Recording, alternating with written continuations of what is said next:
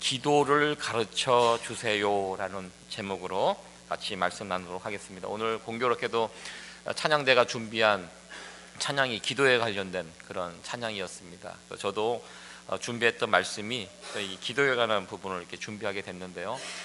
또 이것도 하나님의 특별한 섭리가 아닌가 이렇게 해서 생각하면서 감사를 드리게 됩니다. 교회를 다녔지만 매우 엉터리로 살았던 총알 택시 운전자와 목사님이 이제 천국에 가게 되었습니다. 목사님은 자신이 이 총알 택시 운전자보다는 주님으로부터 더 큰 칭찬을 들을 것을 기대했으나 가만히 보니까 주님께서는 자신보다 총알 택시 운전자를 더 칭찬하는 것을 보게 되었습니다. 그 일에 상처를 받고 또 기가 막힌 목사님께서 주님께 여쭤봅니다. 도대체 이게 어떻게 된 상황인지, 왜 저보다 저 사람을 더 많이 칭찬하셨냐고 이렇게 물어봤을 때 주님께서 목사님에게 이렇게 말씀을 해 주셨다고 합니다. 너는 늘 사람들을 졸게 했지만 이 사람은 늘 기도하게 했다. 그래서 만들어낸 이야기입니다. 누군가 만들어낸 얘기지만 저도 이렇게 오늘 여러분들에게 설교를 이렇게 하면서 그런 바람을 좀 가져보게 됩니다. 제 설교를 듣고 여러분들 졸지 마시고 오히려 설교를 들은 다음에 기도하는 사람이 기도하고 싶은 마음이 생기면 얼마나 좋을까, 또 이런 마음을 품으면서 오늘 말씀을 증거하게 됩니다. 유진 피터슨이라는 미국의 유명한 영성 신학자가 있습니다. 이분이 메릴랜드 지역에서 목회를 하신 것으로, 지금도 목회를 하고 계시는 것으로 알고 있습니다. 좋은 책들을 많이 써서 또 그 좋은 책들이 번역이 되어서 한국 교회도 많이 소개가 됐는데요. 그분이 기도에 관한 책을 많이 쓰셨습니다. 그러면서 기도에 관해서, 특별히 목회자의 기도에 관해서 이런 말씀을 책을 통해서 전해 주셨습니다. 목회자는 성도들에게 기도하는 방법을 가르쳐 줄 수 있어야 한다. 그러기 위해서 목회자는 먼저 기도해야 하고, 그 자신이 먼저 기도해야 한다고 합니다. 그래서 기도의 오솔길을 걸어간 다음에 그 길을 걸어가면서 만나는 여러 가지 사물들을 성도들에게 자세하게 묘사하면서 가르쳐 줘야 한다. 그러면서 목회자가 기도에 게으르지 말 것을 그 책을 통해서 말씀을 해 주셨습니다. 그 길에, 내가 걸어갔던 기도의 길에 어떤 일들이 있었는지, 누구를 만났는지 그런 것들을 자세하게 묘사할 때 그 길을 따라오는 성도들에게는 큰 도움이 될 수 있다라는 그런 이야기였습니다. 이 말 속에는 두 가지가 포함이 되어 있습니다. 목회자가 먼저 기도해야 한다는 것과, 그리고 성도들의 기도 생활에 실제적인 도움을 줄 수 있어야 돼요. 그냥 집사님 기도하세요, 집사님 기도하고 있습니다, 여기서 머무르지 말고 목회자가 기도하면서 겪었던 그런 일들을 구체적으로 자세하게 설명을 해줘야지 성도들이 기도 생활을 하는데 도움을 얻을 수 있다라고 이렇게 그 책은 이야기하고 있습니다. 언젠가 미국에서 기도 세미나를 진행할 때 한국에서 기도의 대가 조용기 목사님을 주 강사로 모시고 그 세미나를 한 적이 있다고 합니다. 미국 교회 목사님들을 대상으로 그 조용기 목사님이 오셔서 그 세미나를 인도하시는데, 그 세미나를 인도하는 사회자가 조용기 목사님을 한마디로 소개를 했다고 합니다. 기도 세미나에 이분을 소개하면서 이 조용기 목사님, 조다윗이라 그때 했었죠. 그 목사님은 리얼 기도하는 사람입니다 하면서 한마디로 조용기 목사님을 소개했다는 그런 예화를 본 적이 있습니다. 그래서 저는 오늘 기도에 관해서 여러분들과 같이 의견을 나누는데요. 사실 저는 기도를 많이 한 사람은 아니고 지금도 기도의 오솔길을 이제 걸어가는, 부족하지만 걸어가는 사람이기 때문에 이 부분에 관해서 말씀드리기가 상당히 조심스러운 마음으로 기도에 관해서 여러분들에게 말씀을 전하려고 합니다. 사실 이 기도라는 거 우리 기독교에만 있는 것은 아닙니다. 다른 종교에도 기도가 있습니다. 이 사진을 보시면 기도하는 엄청난 무리들이 여기에 있습니다. 요즘 기독교의 가장 큰 위협이 되는 종교가 이슬람입니다. 이 무슬림들 하루에 5번씩 기도합니다. 여러분들 기도 몇 번 하십니까? 하루에? 기본적으로 3번은 하죠. 아침, 점심, 저녁 밥 먹을 때. 보통 나 기도 3번 한다고 이렇게 당당하게 말씀하시는 분들이 계시더라고요. 이분들은 하루에 5번 합니다. 이분들도 우리와 같이 아침, 점심, 저녁 또 뭐 간식 먹을 때 이렇게 5번 하는, 여러분들 이 5번을 매일 메카를 향하여, 그 사우디아라비아 도시 그 수도 메카를 향하여 사람들이 저렇게 기도하고 있습니다. 제가 예전에 성지 순례를 이곳에 가서 이스라엘을 돌아다니고 있었는데요, 저희 목사님들을 안내했던 그 버스가 있습니다. 그 버스를 타고, 관광버스를 타고 다녔는데요, 이 관광버스 운전자가 무슬림이었습니다. 그래서 우리를 이렇게 안내하고 어느 특정한 지역에 내려놓으면 차에서 양탄자 같은 걸 하나 꺼내고 어딜 갑니다. 그래서 거기서 깔아놓고 거기서 기도하는 그런 모습을 제가 본 적이 있습니다.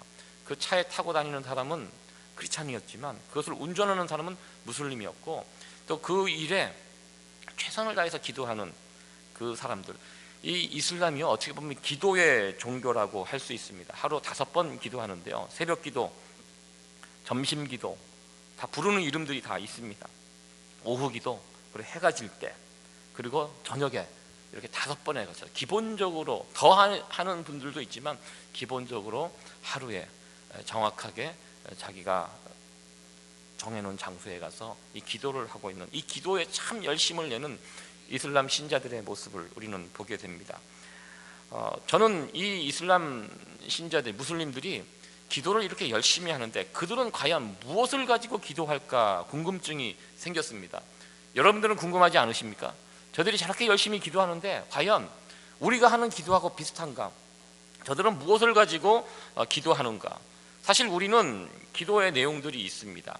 하나님께 우리의 사정을 아뢰고, 또 하나님의 뜻이 무엇인지 기도를 통해서 깨달아가고, 그리고 하나님과 소통하는 것이 우리의 기도의 메인 모습입니다.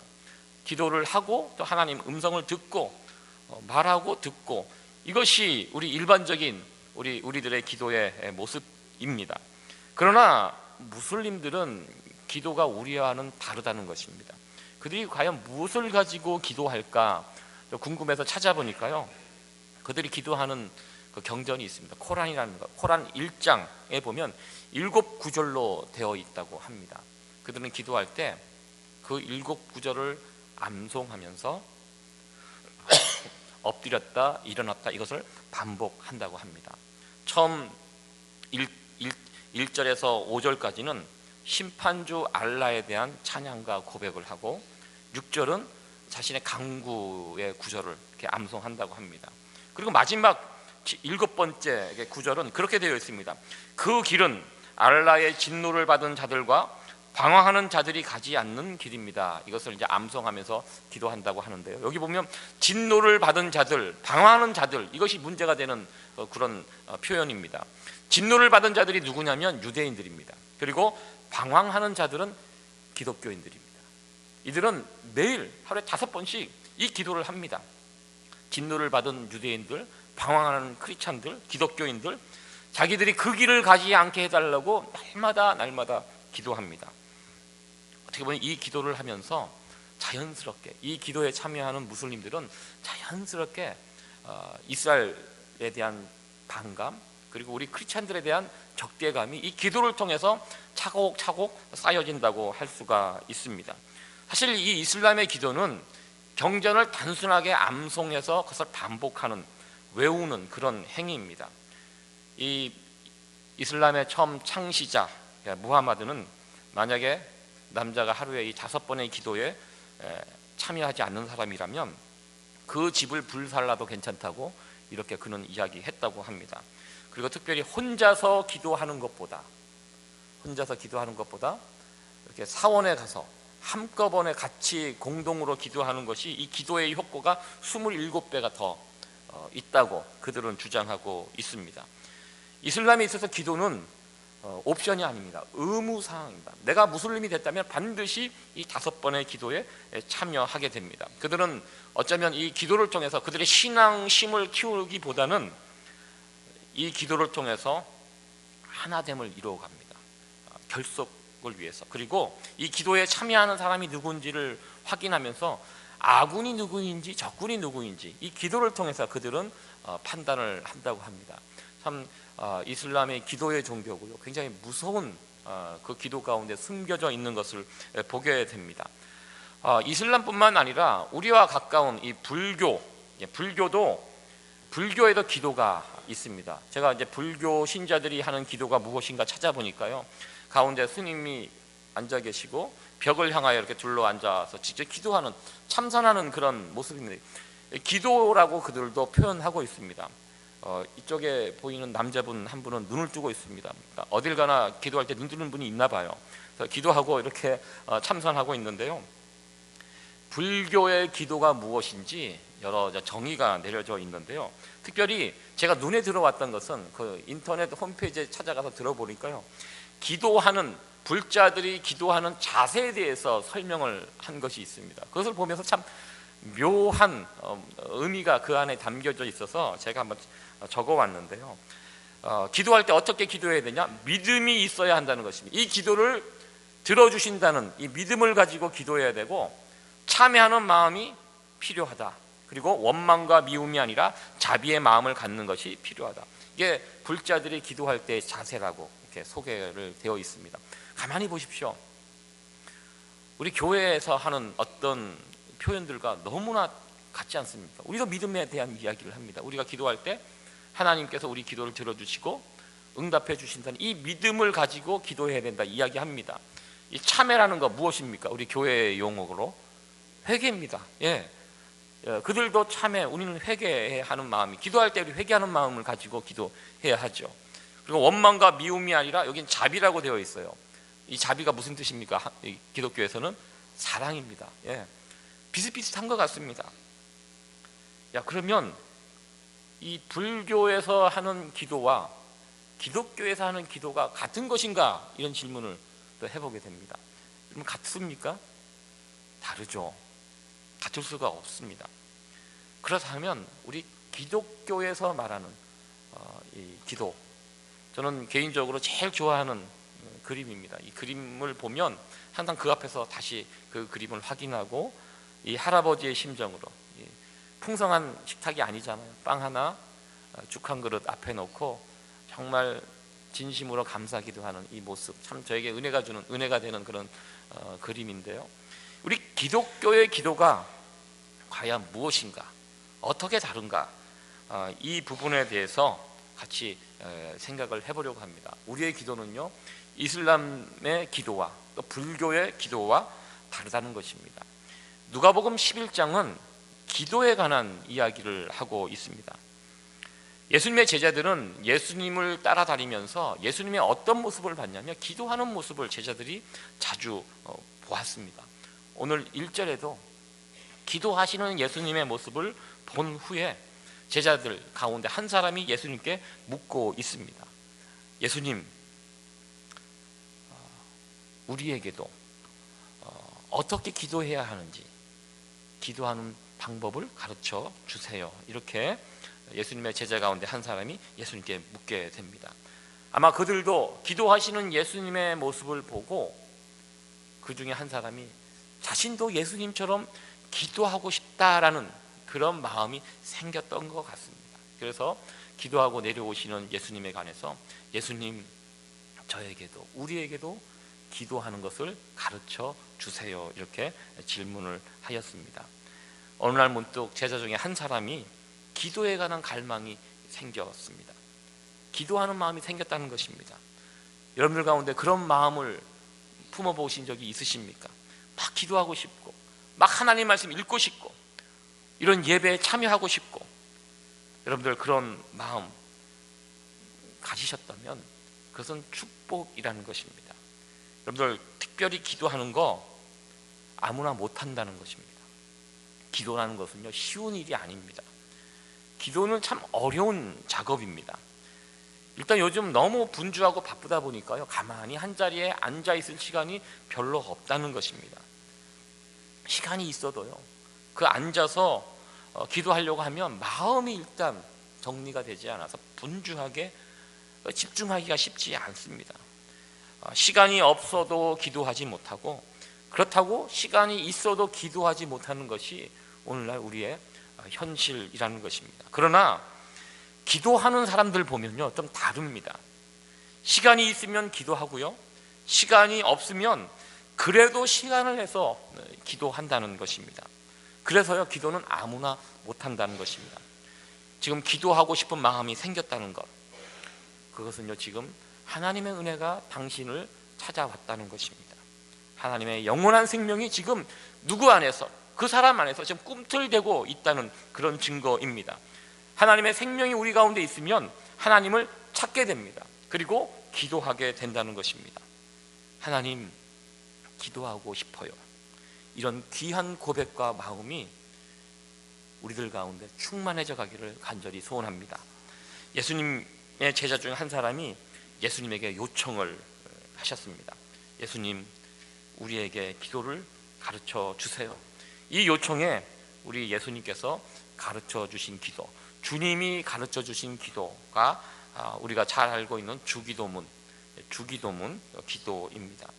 이 주기도문이라는 것이 이게 중간에 이 기도를 빼면 주문이 됩니다. 많은 분들이 이 주기도문을 어렸을 때 외워갖고 마치 이것을 주문처럼 이렇게 외우게 되는데요, 이 주기도문 안에는 기도의 스탠다드가 그 안에 담겨져 있습니다. 어떻게 기도하는 것이, 어떤 기도가 바른 기도인지, 특별히 예수님께서 가르쳐 주신 기도라는 이 생각을 가지고 이 기도, 주님 가르쳐 주신 기도를 주목해서 살펴봐야 한다는 것입니다. 그러면서 주님께서 가르쳐 준 기도를 통해서 우리는 세상의 다른 종교들과의 기도가 우리의 기도와 얼마나 차이가 나는지를 우리는 주기도문을 통해서 우리는 확인하게 됩니다. 특별히 주님께서 가르쳐 준 이 기도 가운데 가장 중요한 단어가 있습니다. 저는 이 단어가 제일 중요하다고 생각합니다. 이 기도문 가운데 가장 중요한 것, 특별히 누가복음 11장에는 이 주기도문이 압축되어서 나와 있습니다. 마태복음에는 이거보다 좀 더 자세하게 길게 나와 있는데요, 누가복음 11장에는 주님 가르치는 기도를 조금 더 짧게 압축해서 나와 있는데요, 이 짧게 압축되어 있는 이 기도 가운데 가장 중요한 단어, 표현, 저는 아버지라는 이 표현이라는 것입니다. 아버지로 이 기도가 시작이 됩니다. 더 정확한 표현은 아바 아버지입니다. 우리 주님께서는 이 땅에서 기도하실 때 하나님을 아바 아버지라고 불렀습니다. 하나님을 부를 때 이 아바라는 뜻, 아마 여러분들 잘 알고 계실 것입니다. 아빠라는 뜻입니다. 우리 한국말하고 거의 같아요. 아바 아버지, 아빠 아버지. 이 아빠라는 표현은 어린아이들에 쓰는 용어입니다. 여러분들 가만히 제가 보니까 여성분들은 나이가 이렇게 들어도 아버지를 아버지라고 안 부르시더라고요. 그러니까 여전히 아빠라고 부르시죠. 네. 노집사님은 아빠라고 이렇게, 아니, 아버지라고. 예. 제가 아는 여성분들은 대부분 아버지는 남자들이 쓰는 용어입니다. 그렇죠. 저희들도 다 컸는데 아빠라고 그러면 이상하게 봅니다. 보통 언제부터인지 모르겠습니다. 자연스럽게 아빠에서 아버지로 바뀝니다. 남자들은 아버지하고 관계가 좀 소원해지고 아버지가 자꾸 힘들게 하고 그러면 어느 순간부터 아빠에서 아버지로 가서 절대로 돌아오지 않고, 지금도 아버님, 아버지 이렇게 하는데요, 여성분들은 나이를 먹어도 여전히 아빠라고 이렇게 친근한 용어를 사용하는 것을 보게 됩니다. 하나님을 아빠 아버지라고 부르라. 이게 주님께서 우리에게 기도를 가르쳐 주실 때 제일 먼저 당부하신 부분입니다. 아무나 하나님을 아버지라고 부르지 못한다는 것입니다. 하나님을 아버지라고 부를 수 있는 거, 지금 하나님과 아주 특별한 관계, 아빠와 자식, 이게 무슨 관계? 이게 가족 관계입니다. 그 안에 모든 것이 담겨져 있다는 것입니다. 다른 집 아이는 부르지 못합니다. 아저씨죠. 이 아빠라는 것은 무엇입니까? 내 혈육과 같은 그 가족 관계라는 것입니다. 가족 관계 안에서는 모든 것이 용납이 될 수 있습니다. 당시 유대인들은요, 하나님을 함부로 부르지 못했습니다. 하나님이라고도 부르지 못했습니다. 이 구약 성경에 나와 있는 이 하나님이라는 단어는 오늘날 그 구약 시대의 유대인들이 과연 하나님을 어떻게 불렀을까? 지금도 퀘션 마크라고 합니다. 정확하게 하나님을 어떻게 발음해서 불렀는지 모른다고 합니다. 구약 성경에 보면 그 하나님을 표시하는 단어들이 밑에 발음 기호가 안 적혀 있대요. 그냥 문자로만 적혀 있대요. 히브리어는 그 밑에 발음 기호를 적어놔야지, 이런 것을 적어놔야지 정확하게 그것을 발음할 수 있는데요. 하나님이라는 단어에는 그 발음 기호를 다 적지 않았다고 합니다. 일부러. 죄 있는 인간이 어떻게 하나님의 이름을 부를 수가 있느냐. 그래서 후대의 사람들이 그것을 가지고 이렇게 불렀을 것이다. 엘로힘, 아도나이, 뭐 이런 식으로 하나님의 이름을 추측해서 발음을 하고 있습니다. 왜? 죄 있는 인간은 하나님의 이름을 부를 수 없다는 것입니다. 그래서 성경을 필사라는 분들도 하나님이라는 그 부분이 나오면 이 펜을 바꿨습니다. 이전에 썼던 펜을 꺾어버리고 새로운 펜을 가지고, 그리고 집에 가서 목욕 재개하고 다시 그 하나님이라고 되어 있는 이 부분을 필사해서 그만큼 하나님의 이름을 함부로 부르지 않고 그렇게 살았습니다. 그런데요, 예수님께서는 이 땅에 오셔서 하나님을 어떻게 부릅니까? 아빠, 아버지라고, 아빠라고 부르라고 우리에게 요구하십니다. 그 당시 이 자체가 굉장히 파격적인 요구였습니다. 이것 때문에 유대인들하고도 갈등이, 어떻게 하나님의 이름을 함부로 부르고 그리고 하나님을 아빠라고 부를 수가 있느냐, 이게 당시 유대인들의 생각입니다. 그러나 예수님은 그렇지 않았습니다. 예수님은 이 땅에 오셔서 하나님께 기도할 때마다 아바, 아버지라고 이렇게 기도하셨고, 더 나아가서 예수님을 따르는 제자들에게도 너희들도 하나님을 아바, 아버지라 이렇게 부르라고 우리 주님께서 요구하셨습니다. 이 아바, 아버지라는 단어 안에 이 단어를 해석을 이해를 하면 우리는 예수님이 어떤 분인지를 더 깊이 알 수 있습니다. 예수님이 어떤 분입니까? 예수님은 하나님을 아바, 아버지라고 부르시는 분이고요, 더 나아가서 예수님을 믿는 자들에게도 하나님을 아바, 아버지로 부를 수 있게 해주시는 분, 예수님의 사역을 통해서, 십자가의 사역을 통해서 이 일을 가능하게 해주시는 분이 바로 우리 예수님이라는 것입니다. 누가 이렇게 기도할 수 있습니까? 하나님을 아버지라고 부르면서 기도할 수 있는 것, 이건 정말 큰 특권이라는 것입니다. 내가 아무리 잘못하고 부끄러운 실수를 해도 우리는 하나님 아버지께 나갈 때 아빠가 되시기 때문에 하나님의 이름을 부르면서 나가게 됩니다. 특별히 이 자식이 좀 크면은 좀 그런 모습이 사라지는데요. 어린 아이들, 아빠라고 부르는 그 어린 아이들은 부모에게 나갈 때 이것저것 가리지 않습니다. 부끄러움도 없고요, 미안함도 없고, 눈치 보는 모습 이런 거 없습니다. 그냥 아빠, 엄마, 자기 부모를 부르면서 그 앞에 갑니다.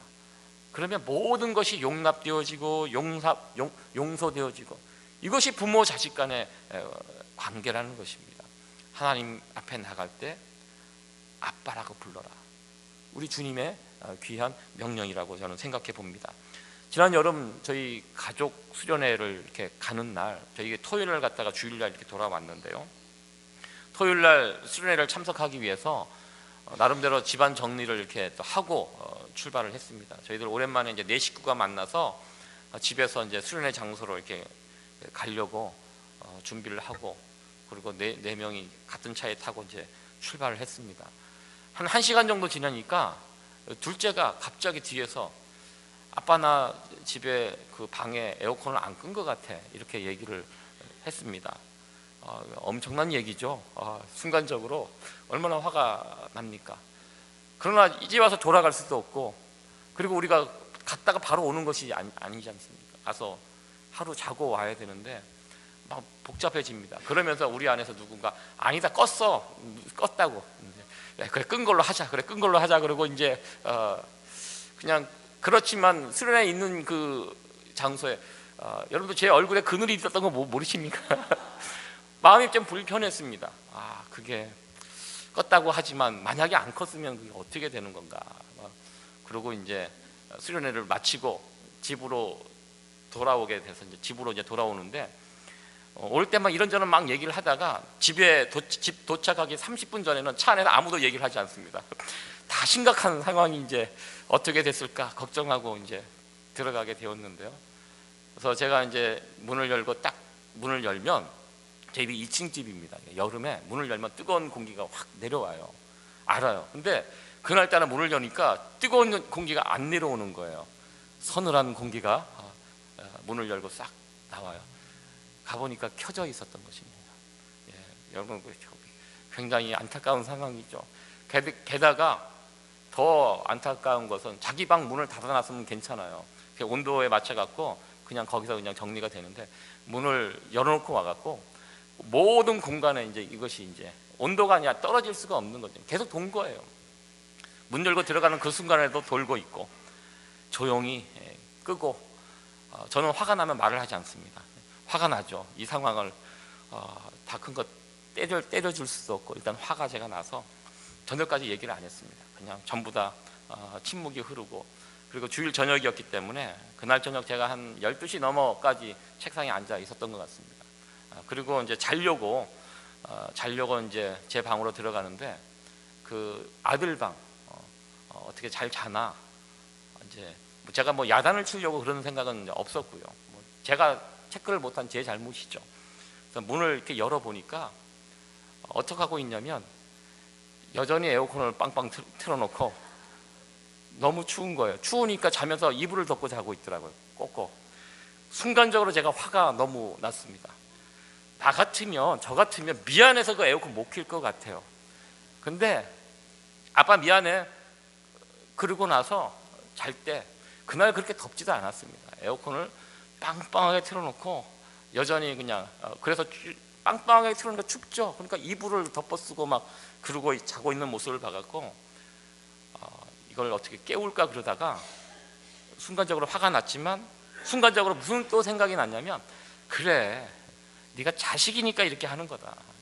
만약에 내가 남을 가지고 이렇게 뭐 누가 조카가 와서 그렇게 하지도 못하죠. 눈치 보고 자식이기 때문에 아버지이기 때문에 부모이기 때문에 자기 더우면 에어컨 켜고 자는 거예요. 앞에 무슨 실수를 해도 뭐 그거 그냥 잊어먹고 잘 때 그냥 똑같이 켜고 자는 이런 모습 이 보면서 그래 네가 내 자식이기 때문에 이런다 그러면서 그 모습을 이렇게 문을 닫고 제가 방에서 나왔습니다. 이것이 아버지와 자식 관계라는 것입니다. 여러분들 하나님과 우리의 관계가 바로 이와 같다는 것입니다. 우리가 하나님을 아바 아버지라고 부르는 것 여러분들 그 안에는 이런 것들이 포함되어 있어요. 우리가 부끄러운 게 어디 있습니까? 부모 대신 우리 아빠 대신 하나님 앞에 우리가 못할 기도가 없고요. 어떤 실수를 해도 그 앞에 가서 아버지하고 이름을 부르고 무릎을 꿇으면 우리 하나님께서 받아주시고 용납해 주시고 품어주신다는 그런 의미가 이 아버지라는 이 단어 안에 포함이 되어 있다고 저는 믿습니다. 여러분들 교회에서 우리가 함께 기도하다 보면 많은 분들이 아버지의 이름을 부르면서 기도합니다. 아버지 이렇게 기도하시는데요. 이 아버지와 자녀 관계 이 관계 속에 있는 사람만이 이렇게 기도할 수 있다는 것입니다. 저도 중간중간에 기도할 때 아버지라는 이름을 참 많이 부릅니다. 아마 여러분들도 기도하실 때 그 이름을 자주 부르신다고 저는 생각을 해봅니다. 아빠 되시는 아버지 어린아이가 아빠 앞에서 언제나 당당하게 눈치 보지 않고 이런저런 요구를 할 수 있는 이런 관계 우리가 하나님을 아버지라고 부를 수 있는 거 이거 아무나 하지 못한다는 것입니다. 예수 믿는 우리들이 누릴 수 있는 가장 큰 특권이라고 저는 그렇게 믿습니다. 우리가 기도할 때마다 이 아빠 아버지의 이름을 부르면서 눈치 보지 마시고 기도할 수 있는 저와 여러분들 될 수 있기를 간절히 축원합니다. 두 번째로 살펴볼 것은 제가 이 주기도문은 짧지만 내용이 많이 있습니다. 그래서 다음번에 한 번 더 다루기도 하고요. 오늘은 이 주기도문의 앞부분에 있는 부분을 좀 먼저 살펴보려고 합니다. 두 번째 살펴볼 것은 기도의 목적이라는 것입니다. 우리가 왜 기도하는가 이 부분에 대해서 한번 생각해 보려고 합니다. 다른 세상의 종교들은요 기도의 목적이 있습니다. 자기가 섬기는 절대자 신의 마음을 감동시켜서 나름대로 자신이 원하는 것을 이루어가는 것 이것이 기도의 목적입니다. 그러나 성경이 말하는 기도의 목적은 다르다는 것입니다. 예수님께서 가르쳐 주신 기도의 목적을 보면 세상의 그런 목적과는 분명히 다른 것을 우리는 보게 됩니다. 예수님께서 말씀하신 기도의 목적이 무엇입니까? 2절에 나와 있습니다. 우리 2절 오늘 말씀 다시 한번 읽어보도록 하겠습니다. 시작. 예수께서 이르시되 기도할 때 이렇게 하라. 아버지여, 이름이 거룩히 여김을 받으시오며 나라의 임하옵시오며. 아멘.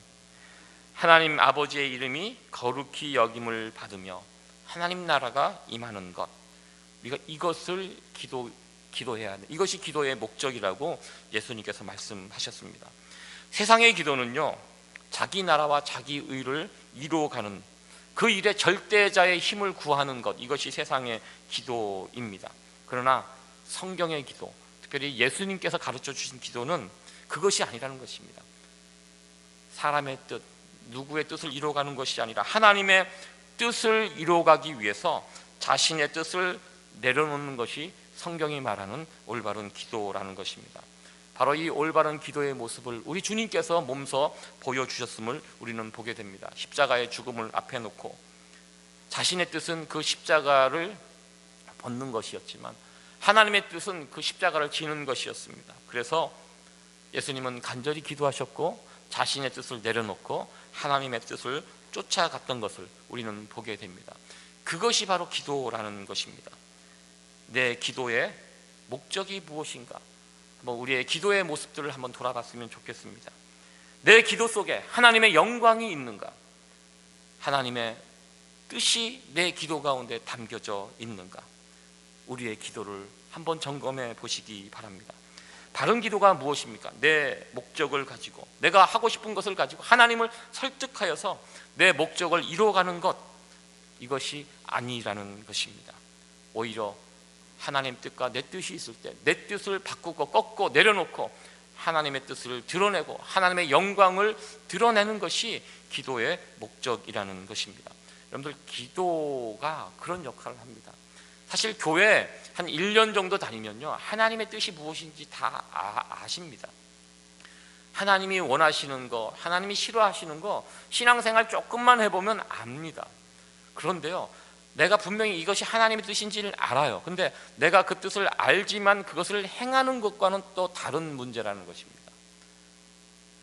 내가 분명히 알고 있는 하나님의 뜻을 어떻게 행할 수 있는가? 이 가운데 기도가 있어야 된다. 기도하지 않으면 그거 못합니다.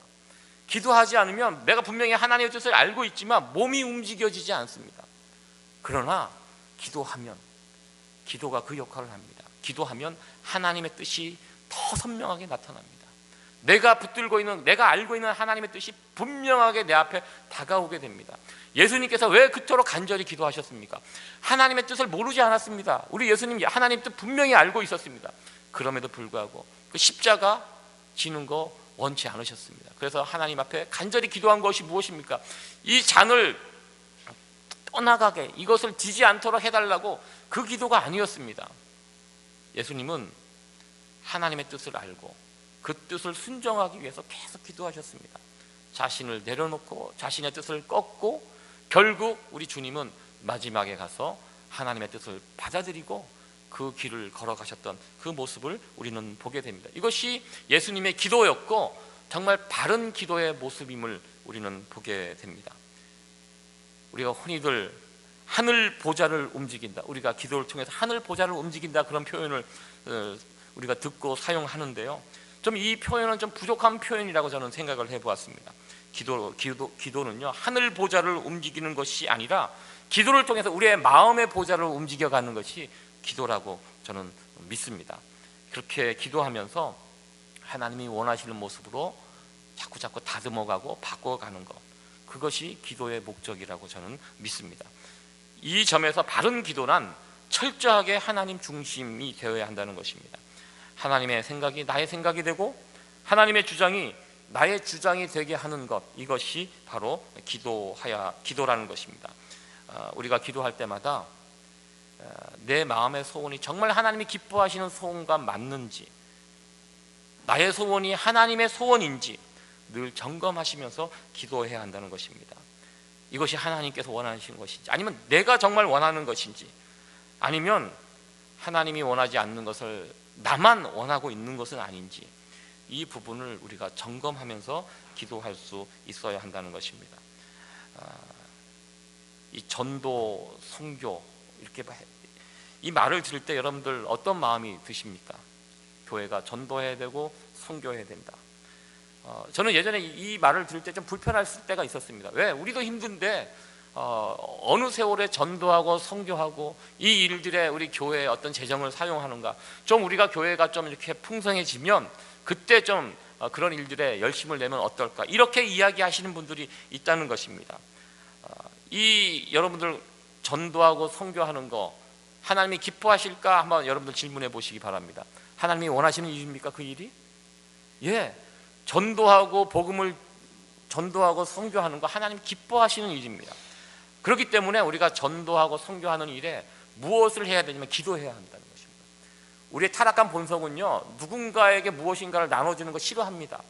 모든 것을 내가 다 움켜쥐고 내가 사용하는 것, 이것이 우리 타락한 본성을 가지고 있는 우리의 모습입니다. 그러나 전도하고 선교할 때 우리가 기도하지 않고 이 일을 한다면 성도들 가운데 이 아까워하는 마음들이 막 생기고 막 이런저런 잡음이 나올 수 있습니다. 특별히 전도하고 선교하고 이것이 하나님이 기뻐하시는 일이라 확신한다면 함께 해야 할 일이 바로 기도하는 일입니다. 만약에 우리가 그런 일들에 자꾸 열정이 식어져 간다면 내가 지금 이 일에 기도가 좀 부족하구나. 누군가 다른 사람이 막 미워질 때 내가 지금 기도가 부족하는구나. 이것을 깨닫고 기도의 자리를 찾아서 나오는 것, 그것이 우리가 해야 할 일이라는 것입니다. 말씀을 정리하도록 하겠습니다. 오늘 중요한 단어 아버지에 대해서 함께 저희들이 생각을 해보았습니다. 여러분들 기도의 자리에 나가서 아버지의 이름을 부르면서 간절히 기도할 수 있는 저와 여러분들이 되기를 간절히 소원합니다. 아버지의 이름을 부르고 기도하는 그 자리가 가장 복된 자리이고 은혜로운 자리임을 믿습니다. 우리 아빠 되시는 하나님 아버지 앞에 나가서 그 하나님과 친밀한 교제를 풍성히 누릴 수 있는 우리의 기도 시간이 되어지기를 간절히 기대해 봅니다. 우리의 기도 속에 세상적인 기도의 그런 모습들이 자꾸자꾸 사라져 가기를 소원합니다. 세상 다른 종교가 이야기하는 그런 기도가 아니라 성경이 말하는 기도, 우리 예수님께서 가르쳐 주신 기도, 그 기도의 목적이 드러나기를 간절히 소원합니다. 예수님의 기도의 목적이 무엇입니까? 그 가운데 이 기도를 통해서 하나님의 영광이 나타나고 하나님의 나라가 드러나는 것이 바른 기도입니다. 나의 나라, 나의 영광을 위해서 하는 기도가 아니라 어떻게 보면 첫 출발은, 우리의 기도의 첫 출발은 나의 원함과 나의 나라와 나의 의를 위해서 처음에는 출발했지만, 그러나 기도가 깊어지고 기도가 계속되어질수록 그것은 사라지고 하나님의 영광과 하나님의 의가 우리들 기도 가운데 나타나야 줄 수 있도록, 바로 주님께서 가르쳐 주신 이 바른 기도의 모습이 우리 기도 가운데 나타나야 줄 수 있도록 이렇게 되어지기를 간절히 소원합니다. 이 10월 기도하기 참 좋은 계절입니다. 기도해야 하기 좋은 계절에 여러분들 더욱더 기도에 힘쓸 수 있는 저와 여러분들이 되어서 이 기도의 시간을 통해서 하나님과 친밀한 교제를 나누고 우리의 기도를 통해서 하나님의 영광과 하나님의 의를 함께 세워나갈 수 있는 저와 여러분들 되어지기를 간절히 축원합니다. 기도하시겠습니다.